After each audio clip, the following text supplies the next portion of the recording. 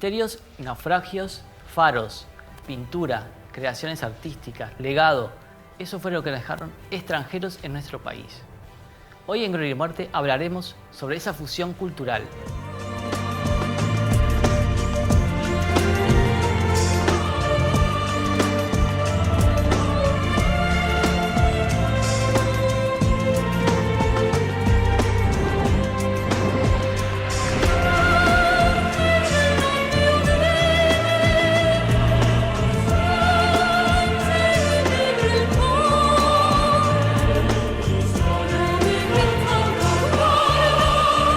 Bienvenidos a un nuevo programa de Gloria y Muerte y me encuentro con un invitado muy especial aquí en los estudios de Canal 11. Es escritor, investigador y fotógrafo.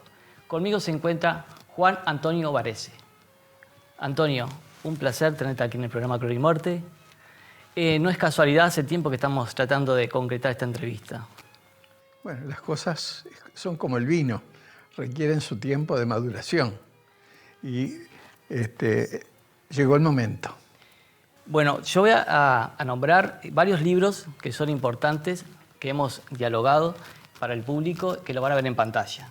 Es Piratas y corsarios en las costas de Rocha, Comienzos de la pintura en Uruguay, Historia de la fotografía en Uruguay, Cafés montevideanos con historias y Faros del Uruguay.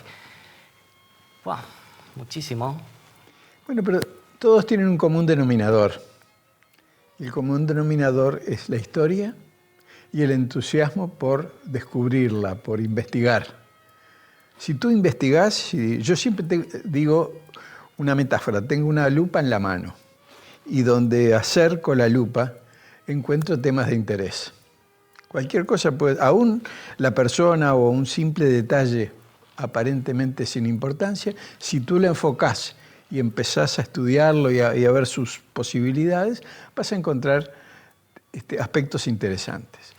Eso hace que, si bien tú nombraste una cantidad de libros que aparentemente poco tienen que ver, los cafés con los faros, los naufragios con Magallanes o la pintura con la fotografía, en realidad todo tiene que ver. En mi universo, en mi concepto, todo está unido. El asunto está en bajar un escalón y ahí sí las cosas se manifiestan a través de su historia o su trayectoria. Ha logrado hacer una fusión porque son 30 años de trayectoria, comentémosles al público que además es escribano.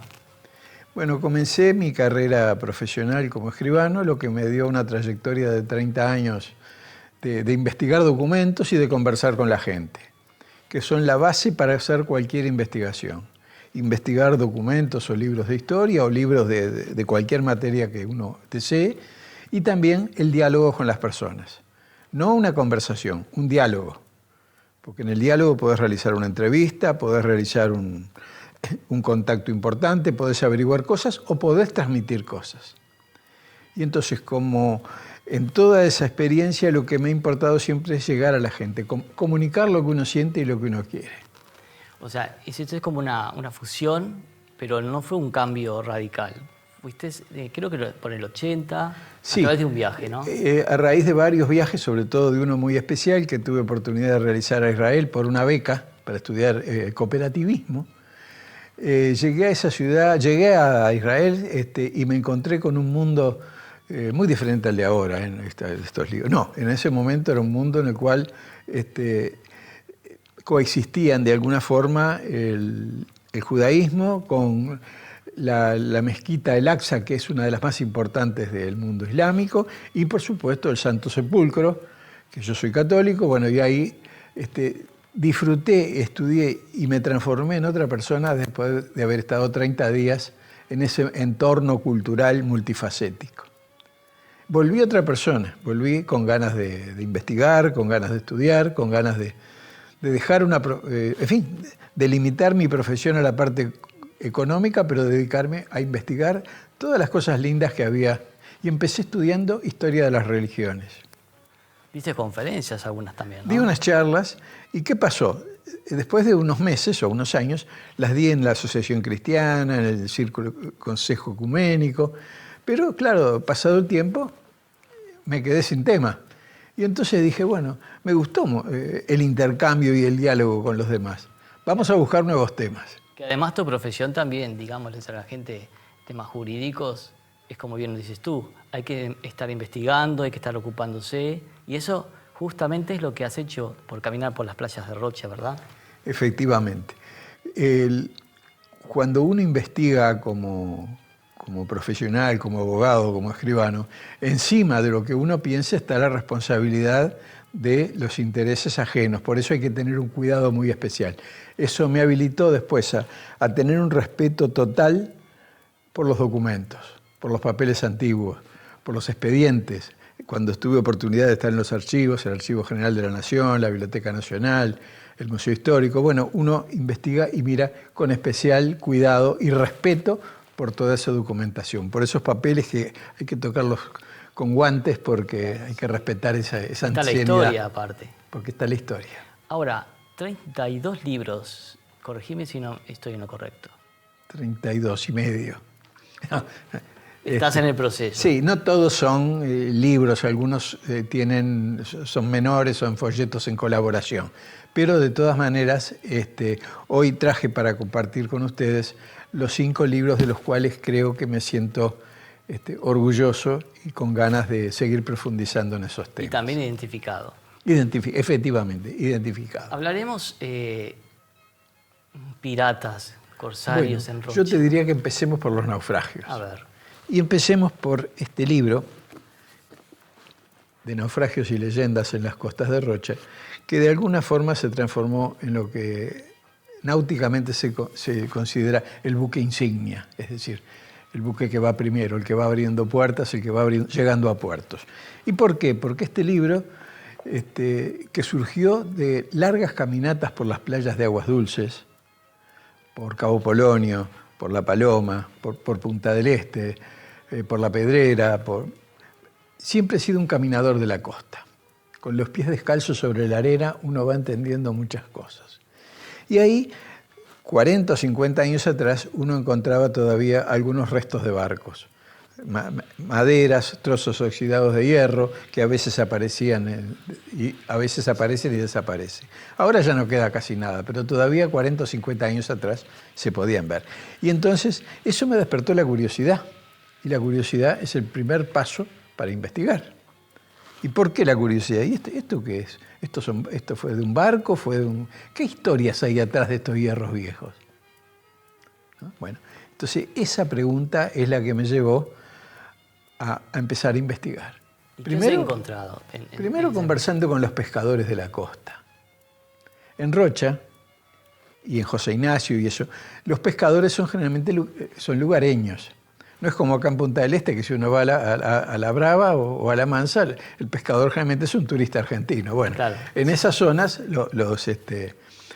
los pescadores son lugareños. Entonces yo le decía, dígame, ¿y esos restos que están ahí, qué son? Ah, mire, yo no sé, pero creo que mi abuelo me decía que había venido un barco en una tempestad, pero mire, el que debe saber es aquel otro que está allá. Entonces allá me iba a hablar con otro pescador y ahí poco a poco empecé a hilvanar historias.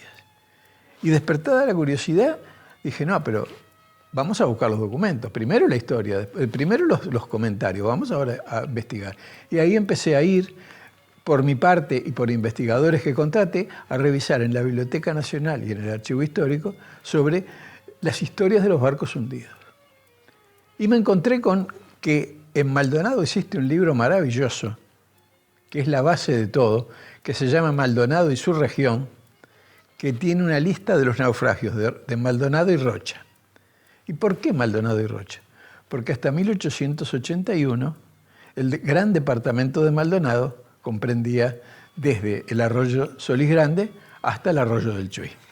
Y cuando hablamos de piratas, como te reitero, es porque vinieron a nuestras tierras, porque los corsarios... Expliquémosles a la gente un poco la diferencia que hay entre unos y otros, ¿no? Ahí está, tenemos que distinguir entre piratas, entre corsarios, ¿no? Y también entre bucaneros. Son las 3 características que... entre nosotros fundamentalmente hubo corsarios, piratas hubo pocos, porque en realidad más bien los piratas estaban en la zona del Caribe. Entre nosotros hubo más bien corsarios. ¿No? Corsarios, parte legal vendría a ser una cosa... bueno, el corsario, como también Artigas también dio patentes de corso. O sea, no es que fuera... Es decir, era legal. era la forma que tenía un Estado que no tenía una armada o no tenía una marina de defenderse y de alguna manera atacar a los enemigos, ¿no? Y acá vinieron corsarios ingleses, vinieron corsarios franceses, vinieron corsarios portugueses. ¿De qué año estamos hablando? Estamos hablando de fines de 1700 y 1800. Venían a veces algunos corsarios o piratas y se refugiaban atrás de la isla Gorriti para seguir después sus aventuras. Muchos venían disfrazados o bajo la apariencia de balleneros. Aparentemente es el ballenero, dedicado a la caza de la ballena o de las focas. Pero tenían patente de corso que la tenían escondida y la sacaban a relucir una vez que el enemigo había sido vencido. Ahí mostraban la patente de corso. ¿Y es cierto respecto a que hay tesoros en Cabo Polonio y Maldonado? No, mira, en realidad... ¿Cuál es el mito verdadero? O sea, los tesoros, en realidad, los barcos que venían con determinadas cargas importantes fueron rescatados prácticamente en el momento por dos motivos. Primero, porque el Río de la Plata no tiene profundidad. Los tesoros se encuentran en el Caribe, que hay como 2.000 metros de profundidad.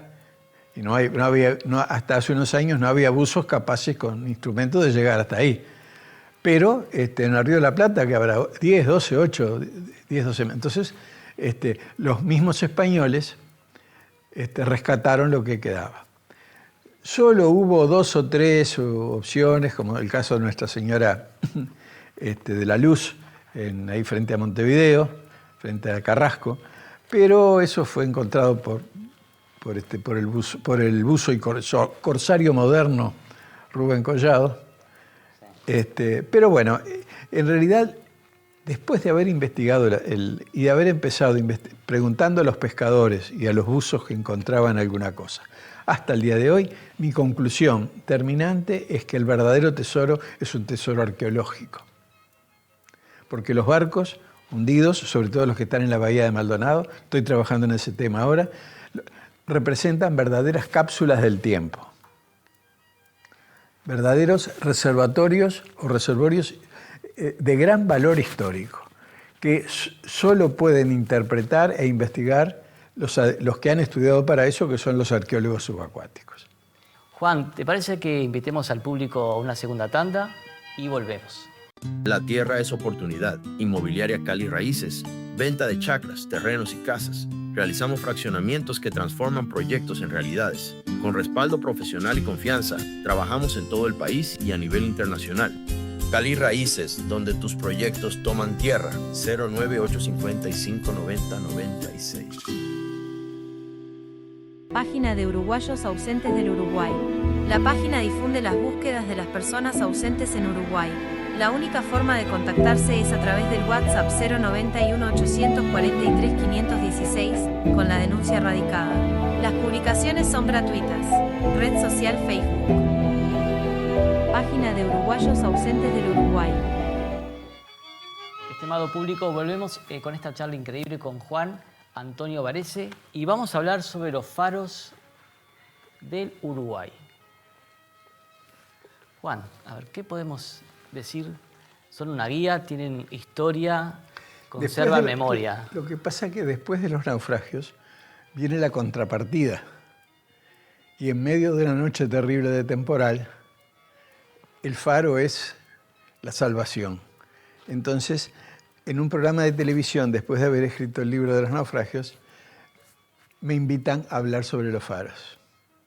Y quedé tan entusiasmado, no lo había pensado yo antes, pero la sagacidad del periodista fue tal que él la llamaba naufragios y faros. Entonces dije, bueno, tengo que investigar los faros. Me hice miembro de una academia de historia marítima, empecé a alternar con marinos, con marineros, con pescadores, con buzos, y entonces me dediqué a estudiar la historia de los faros. Volvemos a tus raíces, siempre investigando con seriedad y profundizando en los temas. Y además para este libro, que lo vuelvo a mostrar porque la tapa me gusta mucho, es el faro del Cabo Polonio el que se ve. No lo hice solo, lo hice en colaboración con 5 personas más. y nos repartimos los faros. Fue como uno se reparte, no sé, un pedazo de torta, este para mí, este para ti. Bueno, ¿qué faro querés hacer tú? ¿Qué faro querés hacer yo? Yo hice la parte general, o sea, la historia de los faros empezando por el faro de Alejandría, bueno, siguiendo por toda la historia. Y después hice los faros, 3 o 4 faros, pero los otros lo hicieron otros investigadores. Entonces este libro tiene una serie de matices interesantísimos, porque una obra colectiva le suma a la labor personal una serie de factores muy importantes. ¿Quiénes eran los que colaboraron con...? Colaboró conmigo, por ejemplo, mencionarlos. El capitán Juan José Parés, que después de fallecer fue nombrado almirante, también el señor Kunsch, también Isaías Jiménez, que era un biólogo encargado de la matanza de lobos en Cabo Polonio, cuando la matanza era permitida, y después también Nelson Bertocchi, que es profesor de la Escuela Naval, y otras personas más. Fue realmente un trabajo muy lindo. Nos reuníamos, yo mandaba trabajo de equipo el miércoles próximo, entonces nos reuníamos y cada uno iba aportando lo que había investigado, ¿no? La investigación en equipo es interesantísima. ¿Y simbólicamente qué has encontrado entre estas personas tan profesionales, están todos encontrando? ¿Qué es lo que encontraste en los faros? En los faros encontré un sentido de vida, porque la verdadera definición de faro es un foco de luz hacia la salvación. Así es la primitiva definición de faro, ¿no? Es un foco de salvación, es un camino en la oscuridad. Una guía, una luz. Sí. Por eso es que en esta nueva edición, porque este libro volvió a editarse ahora, bueno saberlo eso. En esta nueva edición hicimos hincapié en los valores simbólicos del faro. Y también en los valores turísticos, porque en Europa, aparte de la famosa ruta de Santiago que hace tanta gente, está la ruta de los faros en España. La ruta de los faros de Asturias, la ruta de los faros de Galicia, y la gente va recorriendo las rocas y esas inmensidades desiertas sobre la costa gallega para encontrarse con los faros. Y en Uruguay, del Ministerio pensaron hacer lo mismo en determinado momento. A los turistas hacerles un recorrido, la ruta de los faros uruguayos. Tú dices que están, digamos, un poco olvidados y desvalorizados. No, porque los faros son patrimonio histórico nacional, no pueden estar olvidados, pero quiero decir que además de su función, está integrada a la comunidad y al lugar. Como puntos, te voy a decir simplemente esto, el punto más caro, el metro cuadrado más caro del Uruguay, está a 20 metros del faro de José Ignacio. Si uno quiere decir qué es lo más caro que hay en Uruguay, es a 20 metros. Bueno, y el faro está ubicado ahí. O sea, los faros están ubicados en lugares estratégicos. Te voy a hablar sobre, porque también es un tema que esto es multifacético. Entonces, Magallanes, ¿estuvo realmente 28 días aquí en nuestras tierras? ¿Qué es lo que sucede ahí? Mira, Ignacio, el asunto es así. Yo terminé escribiendo el libro porque durante las lecturas e investigaciones que hice, todos los historiadores, sobre todo los españoles, decían que la expedición de Magallanes había entrado y seguido inmediatamente y que no había encontrado nada en el Río de la Plata. Entonces, yo leyendo el diario de viaje de Pigafetta, vi que habían estado 28 días. ¿Cómo puede ser que no? Y entonces terminé escribiendo un libro, de alguna manera, para demostrar lo importante que es el Río de la Plata en la historia, que Magallanes estuvo 28 días y luego sí, encontró que no había un pasaje hacia el Mar del Sur, hacia el Pacífico, y bueno, regresó y después siguió al sur y terminó encontrando el Canal de Magallanes, ¿verdad?, que lleva su nombre. Pero fue importante en la historia, 28 días no son... Pero no sé, prácticamente no lo mencionan, ¿no? Entonces escribí ese libro y encontré algunas cosas curiosísimas, como que el primer nombre de Punta del Este era el Cabo Santa María. Hoy el Cabo Santa María queda en Rocha. Sin embargo, la expedición de Magallanes, a raíz de la de Solís y de otras, venían en busca del Cabo Santa María, que era la Punta del Este. O sea, es increíble el trabajo que has hecho porque...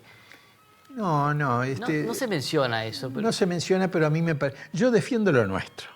Y a mí me parece muy importante destacar los valores de nuestra historia local, regional, del Río de la Plata en general.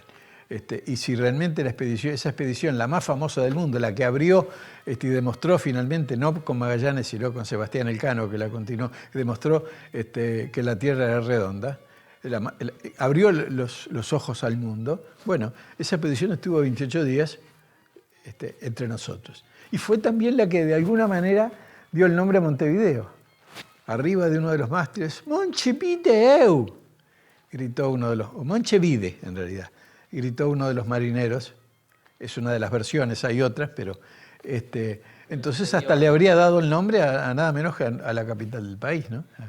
Y hablando sobre la dimensión, quiero contarles al público, tú fuiste uno de los primeros que escribió sobre la fotografía. Bueno, ¿cómo sería? El asunto es después de haber viajado, los que viajamos nos gusta sacar fotos. Y yo sacaba muchas fotos, pero la mayoría no eran muy buenas. Entonces, ¿qué pasó? O eran más o menos. Entonces, digo, tengo que mejorar, tengo que aprender. Y fui al Fotoclub Uruguayo. Estoy hablando del año 1984. Mirá, historia antigua, 1984. Y entonces hago un curso de fotografía, conozco a Diana Mines, a Dina del Castillo, que eran profesoras y grandes fotógrafos, y bueno, y de alguna manera mejoré mis fotografías. Al punto de que en su momento me nombraron presidente del Fotoclub, un poco por el entusiasmo que yo tenía.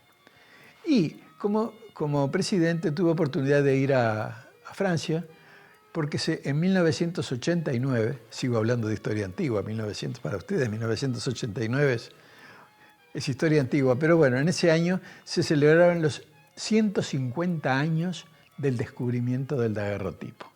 150 años del descubrimiento, que es el primer sistema fotográfico. Y bueno, estando en Francia, visitando los museos, quedé tan entusiasmado con ese tema que me dije, al regreso a Montevideo me voy a poner a estudiar la historia de la fotografía entre nosotros. No los 150 años en el mundo, sino cómo llegó la fotografía en Uruguay, cómo se desarrolló, cuáles fueron los principales fotógrafos, para llegar a descubrir que en el Uruguay al día de hoy existe una playa de excelentísimos fotógrafos.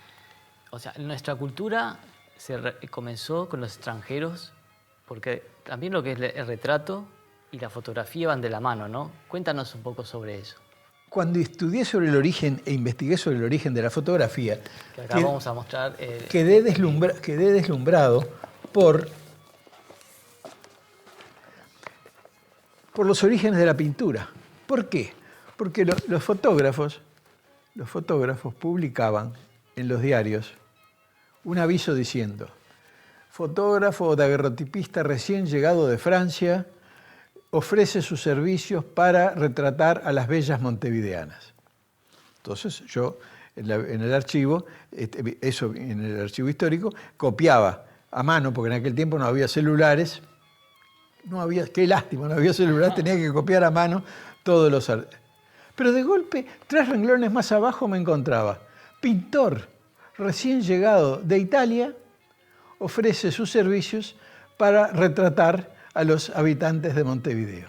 O ofrece sus servicios para enseñar a pintar a los jóvenes montevideanos. Entonces, ¿qué se me ocurrió? Los voy a anotar también.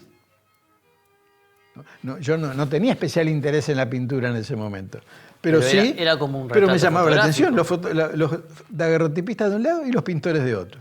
Entonces fui como haciendo una especie de ver quién gana, ¿no? Y fui sumando avisos de un lado, avisos de otro, avisos de un lado y avisos de otro, y terminé, y primero escribí el libro sobre la historia de la fotografía. ¿Es este mismo que tenemos acá? Este mismo de acá. Ahí están los comienzos de la pintura. Pero ¿qué pasó? Años después me encontré en un cajón un pliego así de hojas referentes a los avisos de los pintores. ¿Y qué hago con esto? Sería un crimen, después de tanto investigar, que quedaran acá. Entonces busqué la colaboración de una historiadora del arte, le pedí que colaborara conmigo para ordenar ese material, y así es como salió este libro Comienzos de la pintura en Uruguay, que tiene que ver con esa etapa maravillosa antes de Blanes. ¿No? Los primeros fotógrafos. La primera persona que ofreció sus servicios para enseñar a pintar era una señora de Jarmé, una francesa, que practicaba costura y además puso en la prensa avisos para enseñar pintura. ¿Y qué has descubierto con el tema de abrirse ese mundo? O sea, que estuvieron en presencia cultural, digamos, Tuvieron una presencia cultural, dejaron un legado maravilloso de esa primera etapa de Amadeo Grassi, de otra serie de pintores. Hay un legado importantísimo en los archivos, en el Museo Histórico Nacional, en el Museo Blanes y en el Museo del Cabildo. Hay extraordinarias pinturas, fundamentalmente retratos. Con respecto a historias de café, ¿qué has descubierto con Bueno, y tú me dirás, ¿qué tiene que ver los naufragios con los faros, con Magallanes, con la fotografía e incluso con la pintura? Bueno, tiene mucho que ver, porque yo escribí todos estos libros fundamentalmente en los cafés. Yo soy del que escribe en la computadora en mi casa, imprimo y me voy a un café, me pido un café doble o varios y voy corrigiendo lo que hice. O sea, esa atmósfera, ese ambiente. Entonces, ese ambiente de café como lugar de encuentros. Que ha sido testimonio de muchas. Creo que la gran cultura, la cultura popular en nuestro país fundamentalmente sin lugar a dudas, circuló a través de los cafés. Y entonces, ¿qué pasó? Una revista cultural me pidió una colaboración en un momento sobre un tema. Y yo dije, ¿y por qué no encaro los cafés de Montevideo? Y entonces empecé a escribir mes a mes un artículo sobre diferentes cafés. Y primero sobre los viejos cafés legendarios, el Tupinambá, el Británico. La Giralda también, ¿no? La Giralda, sí. Todos esos cafés sí, serán importantes, que tuvieron una historia. En la Giralda nada menos que se estrenó la comparsita. Por eso bueno, y esos cafés también, como el Polo Bamba, que fue un café impresionante. El Tupinambá fue el café más lujo. En un momento tenía dos sucursales, una en la Ciudad Vieja frente a Solís y la otra en 18 de julio.